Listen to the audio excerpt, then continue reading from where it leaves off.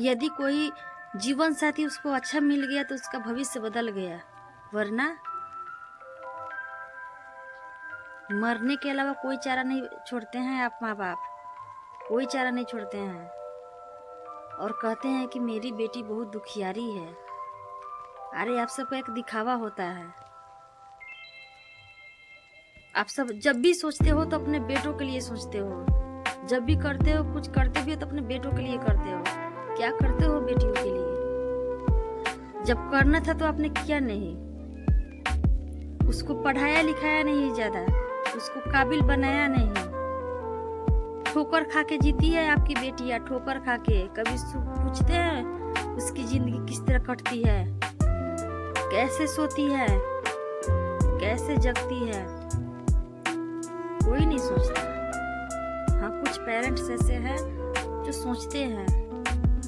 2000-4000 बेटी को कोई मदद नहीं दे देता है ना, उसके हाथ में रुपया दे देता है, 2000 लो, 4000 लो, अपना खर्चा चला लेना।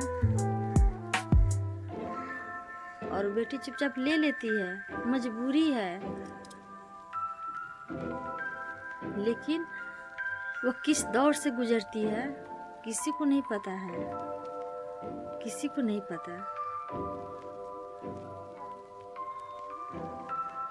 मुझे तो यह समझ में नहीं आता है कि बेटी को पैदा करने के बाद लोग यह क्यों सोचते कि उसका शादी करना है। यह नहीं सोचते कि उसको पढ़ाना है, उसको काबिल बनाना है। एक बहुत अच्छी चीज मुझे और याद पड़ी है। लोग अक्सर कहते हैं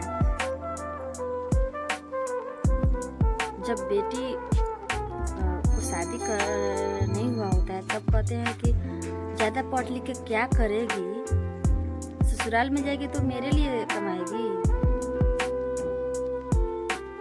और जब आपका बुढ़ापा आएगा ना, उसी बेटी का इंतजार करते हैं कि बेटवा ना करिए तो बेटिया तो जरूर करिए। और बेटी करती भी है, दोनों तरफ देखती है।